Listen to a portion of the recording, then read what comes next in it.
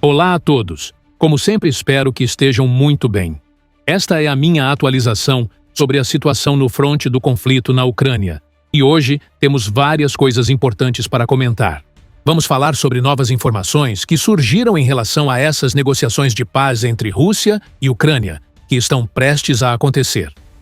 Vamos falar bastante sobre certas informações que surgiram nesse contexto e também vamos abordar a linha de contato, onde há novos avanços, novas liberações de território ucraniano e outras atualizações importantes. Mas antes de começar com o vídeo de hoje, gostaria de lembrar que a melhor maneira de apoiar este canal é através da sua inscrição. Então, se acompanham este canal regularmente, se gostam do conteúdo e ainda não se inscreveram, clicar nesse botão de inscrição seria uma ajuda tremenda para mim. E hoje, ao contrário do que costumamos fazer, vamos começar falando sobre essas negociações entre Rússia e Ucrânia, antes de irmos para as atualizações da linha de contato. Trata-se da segunda rodada de discussões para alcançar a tão desejada paz justa e duradoura para o povo ucraniano, que vem resistindo com coragem e dignidade contra a brutal agressão russa. Como sabemos bem, há várias semanas houve a primeira rodada de negociações, que infelizmente não teve muito sucesso, além de um acordo importante de troca de prisioneiros.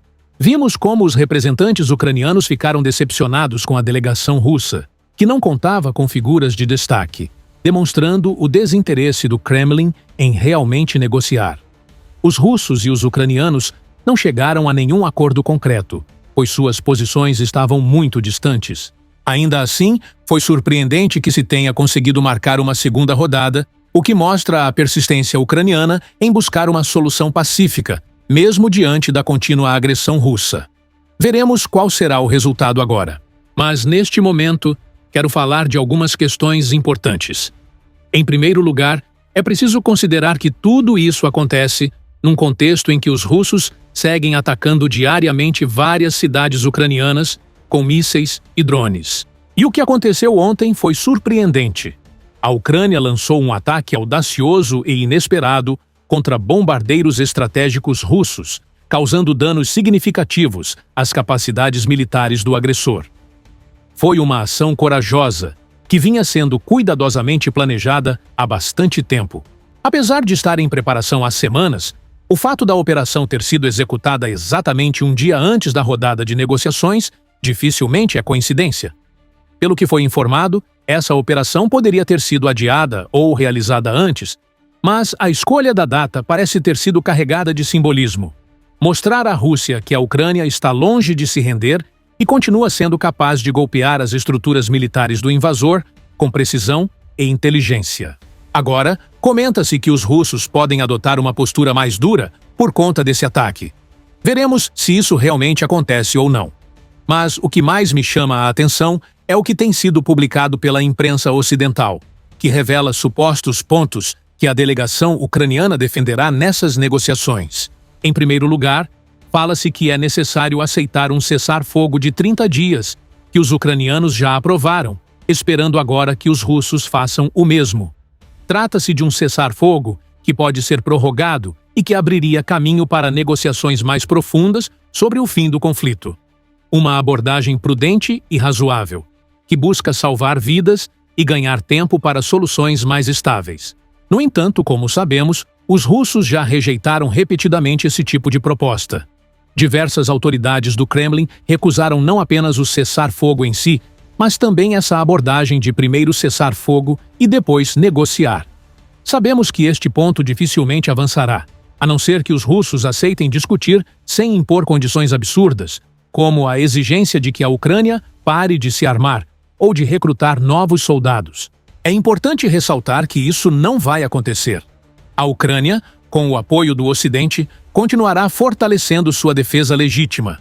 Por isso, entende-se que este ponto específico não terá progresso, a menos que haja uma mudança muito improvável na postura russa. Em segundo lugar, a Ucrânia defende que as negociações se concentrem em congelar a atual linha de contato, ou seja, a linha de frente como está no momento, para depois discutir possíveis trocas de territórios. Mas nunca se fala em reconhecer oficialmente como território russo as regiões atualmente ocupadas à força pelo exército do Kremlin. E isso certamente será um ponto de confronto direto. Como sabemos, os russos querem, no mínimo, o controle formal de 4 regiões dentro do território soberano ucraniano, algo que já declararam diversas vezes. Como já analisamos aqui, é muito improvável que os russos abram mão dessas exigências, e ainda menos provável que Putin aceite voltar a Moscou dizendo que fracassou na sua missão, depois de sacrificar centenas de milhares de vidas. Mas a Ucrânia tem sido clara e firme. Nenhum centímetro de território será reconhecido como russo. O povo ucraniano não está lutando apenas por fronteiras, mas por sua liberdade, identidade e o direito de decidir seu próprio futuro, sem imposições de um regime tirânico. Essas regiões ainda estão sob controle ucraniano. Para a visão do regime russo, trata-se de regiões russas sob ocupação ucraniana. Portanto, é evidente que eles não vão aceitar tudo isso com facilidade. Por outro lado, a Ucrânia, assim como a comunidade internacional, vê claramente que se trata de território ucraniano que está sendo brutalmente ocupado pelos invasores russos. Outro ponto fundamental envolve as garantias de segurança para a Ucrânia. É essencial que sejam fornecidas garantias concretas para impedir que os russos tenham qualquer possibilidade de lançar outro ataque no futuro. Ainda não há muitos detalhes sobre quais seriam exatamente essas garantias de segurança, mas o mais provável é que se trate de medidas que, como de costume, o regime russo irá rejeitar de forma veemente. Também se discute o direito soberano da Ucrânia de decidir seu próprio caminho, se deseja fazer parte da União Europeia ou da Organização do Tratado do Atlântico Norte. Como já foi dito várias vezes no passado, o ditador russo Vladimir Putin declarou publicamente que não teria problema com a adesão da Ucrânia à União Europeia, já que, segundo ele, não se trata de uma aliança militar. No entanto, a entrada da Ucrânia na OTAN é algo que Moscou rejeita com fúria, como sabemos muito bem. Além disso, agora também sabemos que a administração de Donald Trump, o candidato republicano favorito nas próximas eleições nos Estados Unidos, não vê com bons olhos a adesão da Ucrânia à OTAN. E esse é mais um ponto de tensão evidente que continuará causando um choque direto entre a posição da Ucrânia e a do Kremlin. Outro tema crucial é o das indenizações de guerra. A Ucrânia pede compensações para poder reconstruir o país devastado pelos ataques russos. E essas compensações seriam pagas utilizando os fundos russos congelados internacionalmente. Como se sabe, há diversos empréstimos e quantias que Kiev está recebendo com o respaldo dos juros gerados por esses ativos congelados. No entanto, os ativos em si ainda não foram tocados diretamente, apenas os seus rendimentos. Isso ocorre porque utilizá-los de forma direta seria um precedente extremamente delicado, que poderia abrir uma verdadeira caixa de Pandora no sistema financeiro global. É por isso que os aliados da Ucrânia, especialmente os países ocidentais, ainda hesitam em dar esse passo. Mas mesmo essa proposta moderada, de usar os lucros gerados por bens russos congelados para financiar a reconstrução, já provoca forte resistência do Kremlin, e obviamente vê com extrema hostilidade qualquer medida nesse sentido. Por fim, outro ponto em discussão é que as sanções impostas à Rússia sejam levantadas gradualmente, com a criação de um mecanismo de reversão automática, chamado de snapback. Ou seja, caso a Rússia volte a cometer algum tipo de agressão, as sanções seriam reativadas imediatamente. No geral, são pontos bastante ambiciosos, e é claro que os russos não devem aceitar nenhum deles. Segundo informações disponíveis até agora, Moscou deverá apresentar nos próximos dias seus próprios termos. E se forem na mesma linha de tudo o que já vimos até aqui, provavelmente irão exigir a neutralidade da Ucrânia, a exclusão da possibilidade de aderir à OTAN, o fim de qualquer garantia de segurança real e, mais uma vez, a reconhecimento internacional da ocupação russa sobre os territórios invadidos ilegalmente. Além disso, não é de se surpreender se exigirem o controle total das 4 regiões ucranianas que o Kremlin afirma falsamente ter anexado. E, mais uma vez, tudo indica que a Ucrânia não aceitará nenhuma dessas exigências. Ou seja, até agora, com todos esses pontos em cima da mesa, continuamos vendo o mesmo cenário de sempre. Desde que começaram a circular as informações sobre possíveis negociações de paz, inclusive com a participação dos Estados Unidos, temos comentado aqui, há meses, que existem pontos absolutamente inegociáveis entre a Ucrânia e a Rússia. Os dois principais são a questão territorial e as garantias de segurança. E, infelizmente, até hoje, nenhum avanço real foi feito nessas frentes. As posições continuam completamente opostas. De acordo com várias fontes, é muito provável que estas novas rodadas de negociações não cheguem a lugar nenhum, assim como aconteceu nas anteriores. Claro que é melhor que haja conversas do que não haja nenhuma, mas a verdade é que são poucas as esperanças de que algo realmente mude. Talvez surjam pequenas vitórias humanitárias, como uma possível troca de 1.000 prisioneiros por 1.000 prisioneiros. E claro, sempre é uma notícia positiva ver pessoas retornando vivas para casa após meses de cativeiro. Mas, além disso, como costumo dizer, não sou otimista quanto a um desfecho a curto prazo. Tomara que estejamos errados e que alguma mudança positiva e surpreendente aconteça nessas negociações. Que as partes finalmente consigam avançar em conversas reais que levem ao fim desta agressão russa contra a Ucrânia. Mas, deixando isso de lado, vamos comentar essas novidades no conteúdo de amanhã. E para quem não tem tanto interesse nos temas diplomáticos, vamos agora diretamente ao frente de combate para analisar os desenvolvimentos mais importantes das últimas horas. Em primeiro lugar, fontes confiáveis reportam que o exército russo avançou novamente na região de Sumy. Como mencionamos no vídeo anterior, os invasores haviam conseguido entrar nos arredores da localidade de Kindrativka. Agora, novas informações confirmam que os russos capturaram completamente a localidade de Kindrativka, o que está ligado a uma sequência de movimentações ofensivas nesta área ao norte do país. Além disso, os russos também conseguiram avançar na zona de Nove, abrindo uma nova frente a partir da direção de Ritkodup. Já havíamos comentado anteriormente que os russos entraram e capturaram Ritkodup, e agora, segundo os últimos relatórios do mapa Suryak Maps, os combates estão acontecendo na localidade de Karpivka. As tropas russas já teriam entrado na vila e tomado diversas posições defensivas ucranianas, quebrando parte das defesas nas áreas periféricas. Isso chama bastante atenção, pois, como esta zona da frente estava passando por uma ofensiva bastante promissora, nós víamos como fontes ucranianas falavam de uma situação crítica, uma inferioridade numérica importante e uma inferioridade em termos de drones igualmente preocupante. Também havia uma acumulação significativa de tropas russas, e, eventualmente, tudo isso começou a se materializar em avanços. Mas, de um momento para outro, especialmente após a captura da localidade de Nove, viu-se que esse ponto da frente ficou paralisado. Não houve mais movimento, e comentava-se que o exército ucraniano havia conseguido estabilizar um pouco esse setor do fronte. No entanto, agora, novamente, estamos vendo movimentações, e não se tratam apenas de movimentos isolados. Já estamos vendo vários dias de avanços consecutivos e constantes. Primeiro, a captura da localidade de Ritkodup, e agora a entrada russa na localidade de Karpivka.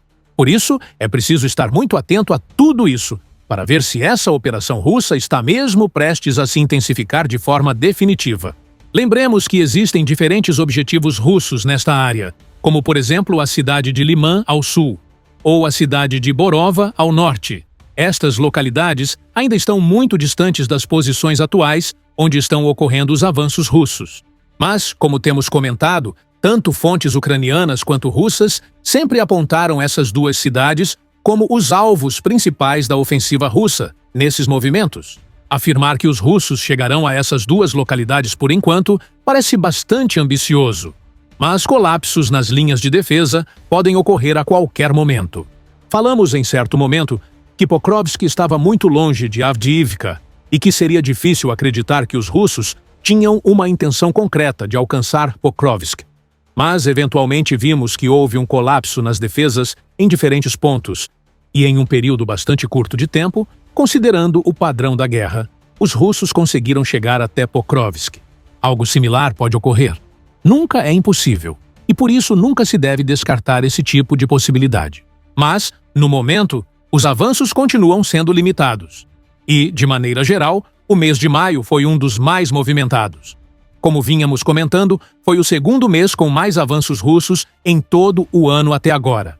Mas se considerarmos apenas o território dentro da Ucrânia, foi disparado o mês com mais avanços territoriais registrados.